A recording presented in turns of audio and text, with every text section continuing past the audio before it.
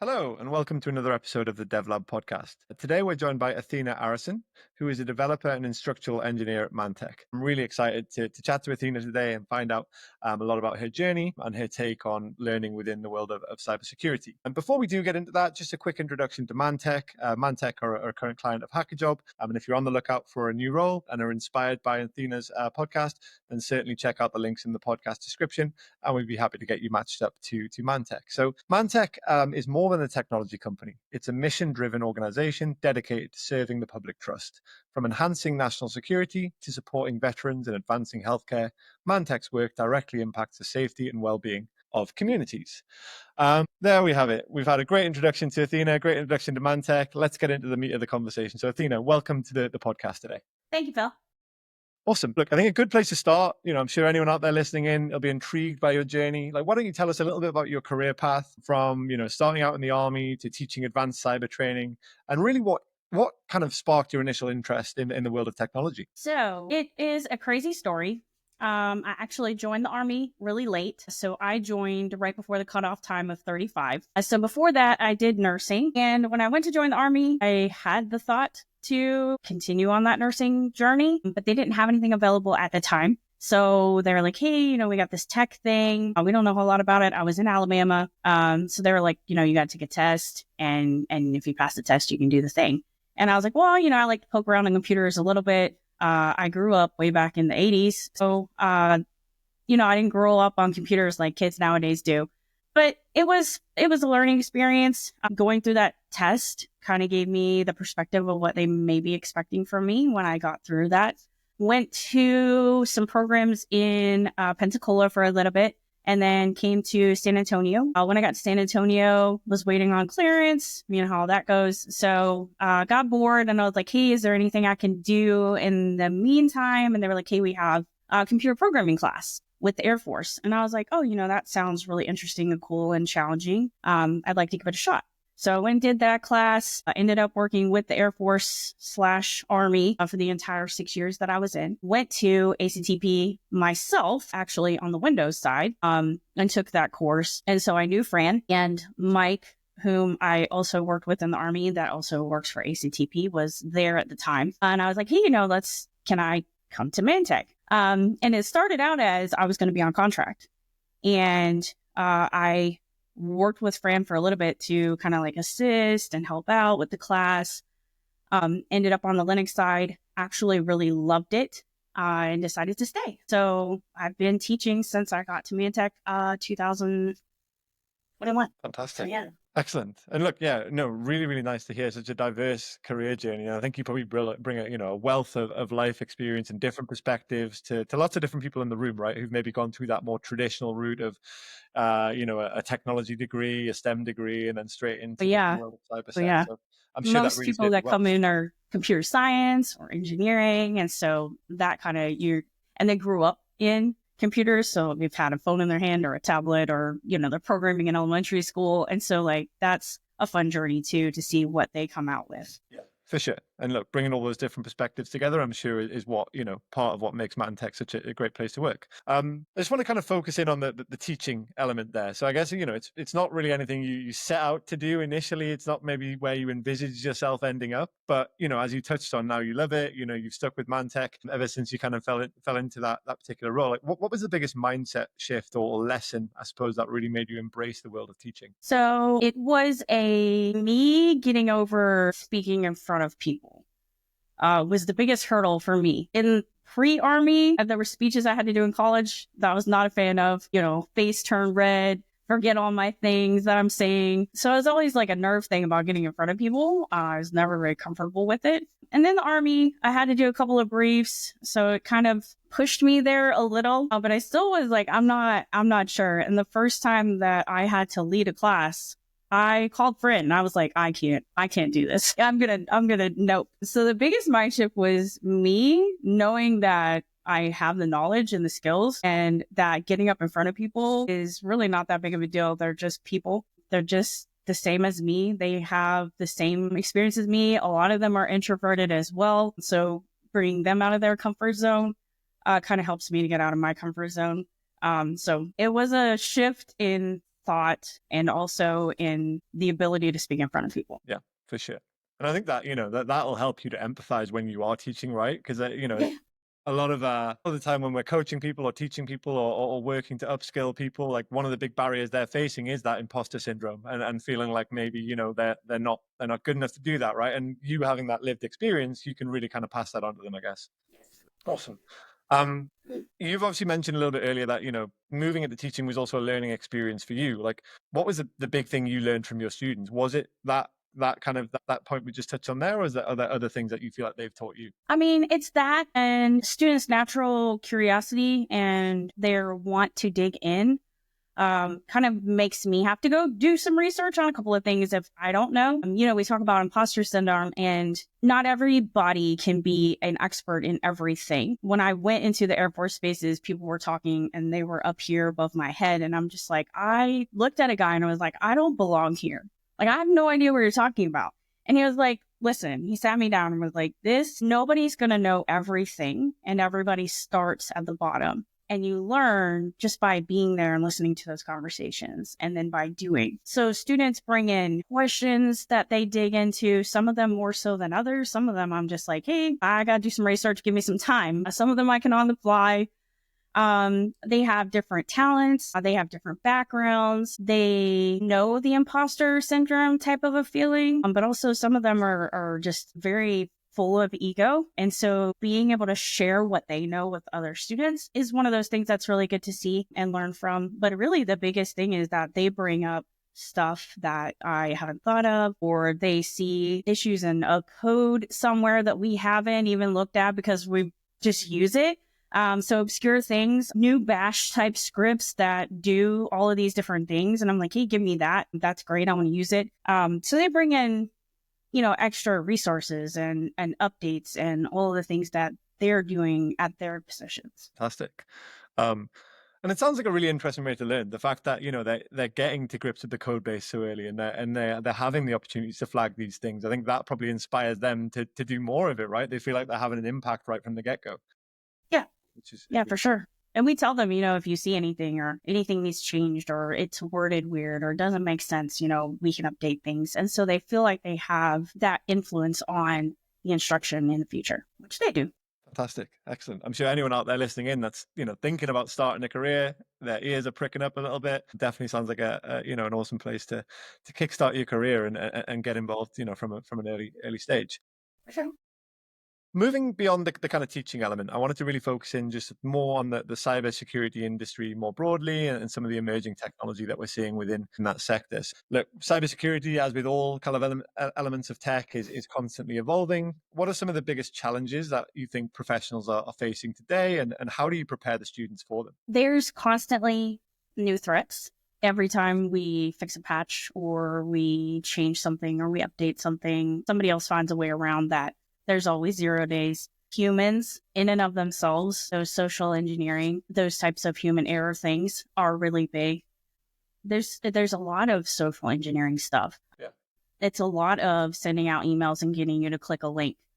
Even MANTECH sends out spoofy emails to see if you'll click the link as training purpose, because that's a big thing. Those 0 days that nobody knows about that all of a sudden pop up and everybody's social security number is gone or bank account information's been passed off to the dark web somewhere. There's ransomware. You always hear about ransomware. Somebody took over somebody's system, wants money. That's a big one. And AI. AI is the new up and coming type of not only tool, but also threat. Fantastic.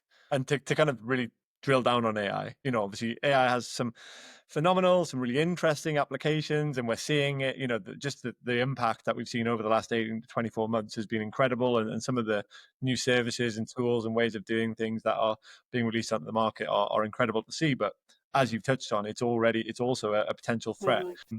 If we were to drill down on that, what do you think are some of the realistic ways AI is shaping cybersecurity specifically? So as a tool, and especially in education, as a tool with us, we allow them access to AI, that ability to put their code in and have it sort of debug.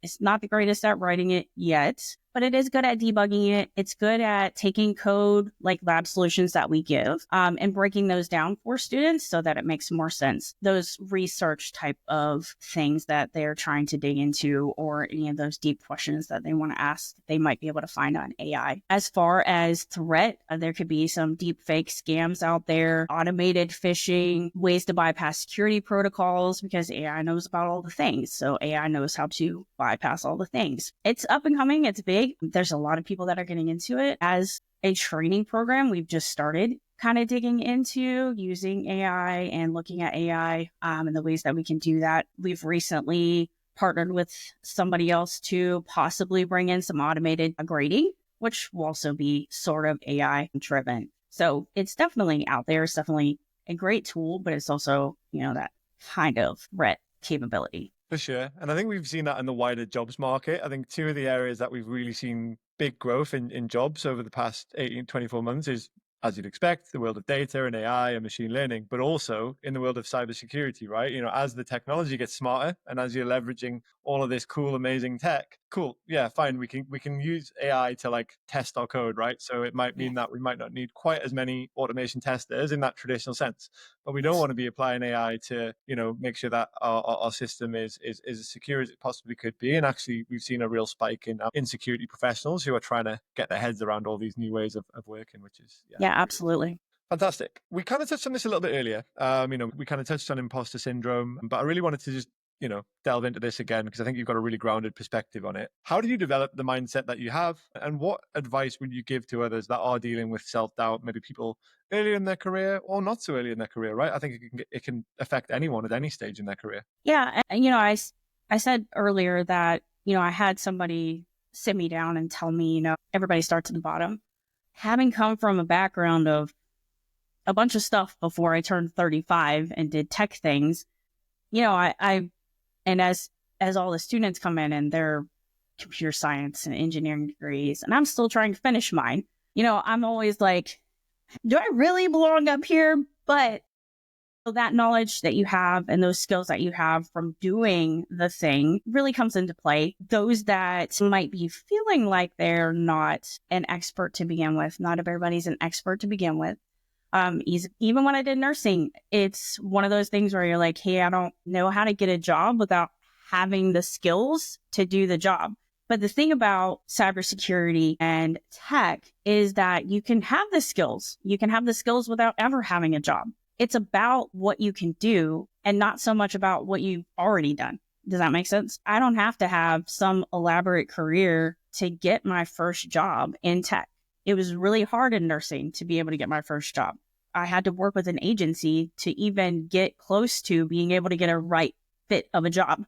But in tech, it's internships, it's CTFs, it's doing your projects and building a portfolio, depending on what type of cybersecurity you're trying to get into. So it's hard to overcome the imposter syndrome and not feeling like you belong there. But once you start developing those skills and you build that portfolio and you're proud of that, that can kind of help you get over that feeling of not belonging. Yeah, for sure. And I think, what you've touched on there is really, again, some really tangible advice that people can take away. It's kind of like control the controllables, right? Control what you can control. You might not be able to control the interview, you might not, but you can control the prep you do beforehand, right? You can, as you say, make sure that portfolio is detailed, make sure that you're investing your time into learning. And the more prepared you are, the better chance you're going to give yourself down the line, the more confident you're going to feel down the line. Right? Absolutely. And, interviews, you talked about interviews, tech interviews, they vary, but they're also pretty similar. If you're going out for coding, they're going to ask you pretty similar coding questions that you can kind of Google or AI, be like, hey, what kind of questions are out there? So you can prepare yourself for those questions when they do come. I can tell you the tech interviews that I've had, scary. I did not feel like I should be there. I'm like, I don't know any of these answers, but they expect certain things. They don't expect you to know everything. So sometimes they will ask you an off the wall question. Maybe you know it, maybe you don't, but that's okay. So even going into the interview, don't ever feel like you don't know something just because they ask you a question that's off the wall. Does that make sense? Yeah.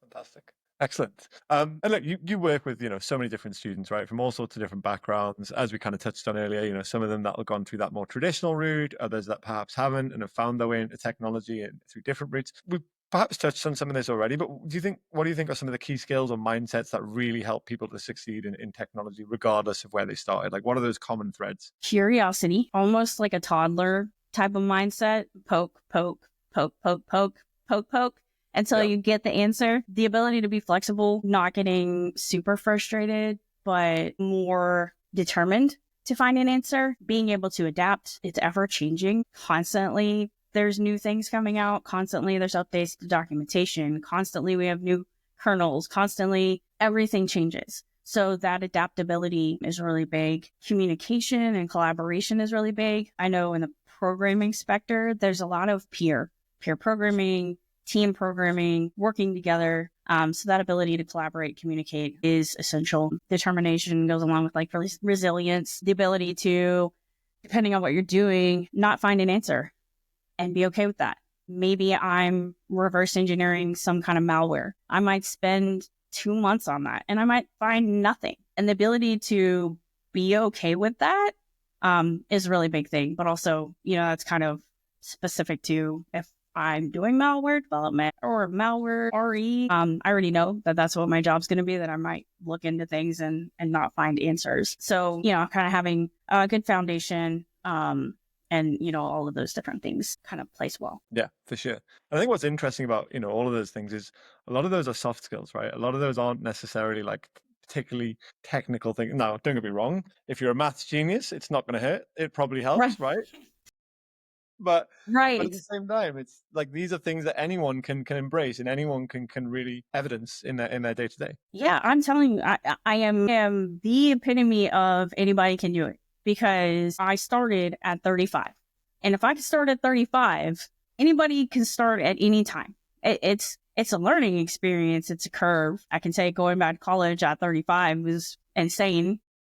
Yeah. Trying to redo algebra, but that flexibility and that resilience and that determination, those base skills are what's going to get you there. Yeah, for sure. I think resilience and determination are absolutely two key factors in all of this and everything we've been discussing. And as you say, your career path is evidence of how determined you are to do something when you put your mind to it, whether that's becoming a nurse or going to the military or now in this role at MANTECH. And definitely should be celebrated. You're out there teaching on a day-to-day, but how do you learn? How do you stay ahead of trends within cybersecurity and new threats? What's your process? We have the opportunity as instructors to go work on projects. If we wanted to go help with a contract, availability and flexibility is there. But a lot of times it's kind of just me saying, hey, I didn't know this thing that a student asked me about, and I kind of want to dig into that a little bit more deeply. Or taking specific classes, digging into networks a little bit more. Some of my college courses allowing me to do those alternative classes that I want to take. Or, any of those courses out there, Udemy or any of those free courses out there that you can take to just kind of build on the knowledge that I already have. And really, a lot of times it's somebody asked me something and I didn't know. And so I wanted to dig into that. And so I find some kind of a course or some kind of a training, or I go do some kind of a project to kind of dig into that a little bit. So it comes back to curiosity, I guess, back to that. The same thread that we already discussed. And yeah, I'd agree. There are so many options these days for ways you can learn, as you say, whether that's as simple as just asking the expert, asking, someone in the room who knows the answer, or as you say, formal learning like Udemy, or even YouTube and, all sorts of different free options out there. There's a YouTube video on literally anything you can think of. There really is. Right? So it's like, there really is. Yeah, it's about having the curiosity to go find it, for sure. Yeah. Fantastic. It's just taking the time to go out and find what it is you're trying to learn or pick up on. Yeah, no, I couldn't agree more. Awesome. So look, I think to kind of round things out, I'd like to focus maybe on some advice for anyone out there who is aspiring to move into a career in cybersecurity. So look, it's such a broad field. How can someone who's just starting out figure out which path, whether it's like on the networking route, like intelligence gathering, the programming side, I'm like, how do they work out what's right for them? So that's a lot of kind of internal digging and internal thinking, and also trying different things. If you like troubleshooting or infrastructure type things, then maybe you want to go network security or cloud security or system admin. If you like analyzing threats or investigations, then maybe you want to do forensics or cyber intelligence type stuff. If you want hands-on, maybe you want ethical hacking, maybe you want pen testing. If you really like coding and you feel like coding is your strength, then software development or malware analysis type stuff. If you like puzzles, reverse engineering is big. If you like risk assessment and compliance stuff, then, there's governance, there's risk, there's compliance. There's all of the pieces that go together to make cybersecurity feel. So really, it's a lot of kind of internal digging, what I think I would like to do, how do I feel about stuff, and a lot of maybe trying projects or maybe grabbing a mentor or asking somebody in the field to show you a little bit of the ropes of what they do on a day-to-day. And is that interesting to you? So it's a little bit of kind of internal figuring out what it is that you would like to do, because it is a wide field. Yeah, for sure. Again, back to the curiosity point. And I suppose another point is there is almost an error of like trial and error to it as well, right? Like try things out, see how you like them. Just because you start off on the networking side, that doesn't mean you're stuck on the networking side forever. People can transition, make sideways moves. Like I'm sure you see it in MANTECH, right? People moving from one area to other areas of the business. Yeah, for sure. So in MANTECH, like there's so much ability to laterally move to different teams, different spaces, different things.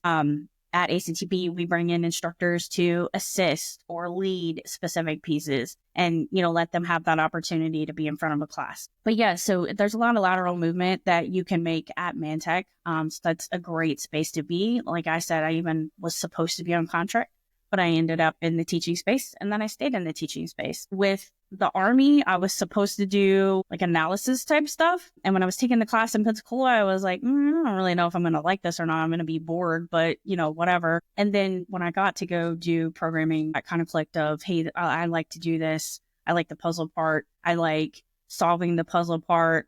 And so it's kind of a bit of like trial and error, like you said. Yeah. Yeah, I think that's it. If you know where your passions lie, if you know what you want to do, then go shoot for that, right? If not, take the first step. And then, maybe the next step's a sideward step, maybe the next step's a diagonal step. But as long as you start walking, you'll eventually end up, where you make movements. Yeah, for sure. Awesome. Look, going to put you on the spot.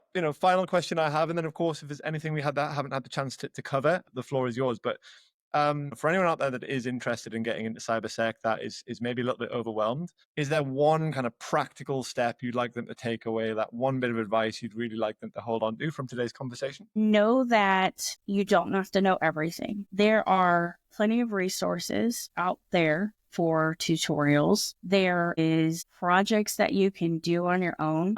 Zillion websites will say, hey, do a C project doing this. Hey, do a Python project doing this. Hey, do some kind of networking thing doing this. Build your own project, apply for internships, talk to the people that are in the field to begin with, do some CTFs, the capture the flag events. Those are really big for being able to kind of see what it is that you like. There's networking challenges, there's RE challenges, there's security challenges, there's bash challenges. There's all the different challenges that come in a CTF. You're not going to be a pro for the first time that you do one, so don't get frustrated. But take that opportunity to be able to go practice some of those skills and see what it is that you like. So yeah, just know that you're not going to know everything up front. Learn from the people that are there already and do the preparation. Fantastic. Yeah, great advice. No, really, really great takeaway, I think. And to be honest, across today's episode, I think so much great, tangible, practical advice for anyone at any stage in their career, but particularly anyone listening in that is starting out on that journey. Fantastic. Look, that was all the questions I had for you, Athena. Is there anything else that you wanted to kind of share? Anything else that we didn't get the chance to cover? If so, the floor is yours. I mean, I think we covered everything that we wanted to talk about. If you're looking for a career path, MANTECH is really, really huge. They are involved in many things. They have their hands on a lot of different pots. There's AI, there's data analytics, there's teaching, there's all kinds of different pots that you can delve into in MANTECH. So, and I know they offer internships as well. I've had some interns in my class. So definitely look at MANTECH as one of the possibilities. If this is something that you're trying to do, it has a lot of different aspects to it. And you're kind of on the cutting edge of cyber technology when you do that. But yeah, other than that, I think we talked about everything. Fantastic. No, really well said. Really well said. And yeah, just to double down on Athena's final point there, for anyone out there listening in, that is considering their next career move or considering their first career move, and please check the podcast description. We'll make sure all the relevant links are in there. That'll help you to get in touch with MANTECH. And who knows? Let's see. As we just discussed, take that first step. And maybe that first step for you listening out there is to click that link and get in touch with MANTECH, and who knows where that might lead. So no, thank you so much for joining us today on the pod, Athena. Thank you, Phil. Very much. And thank you out there to everyone listening in. This has been another episode of the DevLab podcast. Tune in next time. We'll see you next week. Thanks all.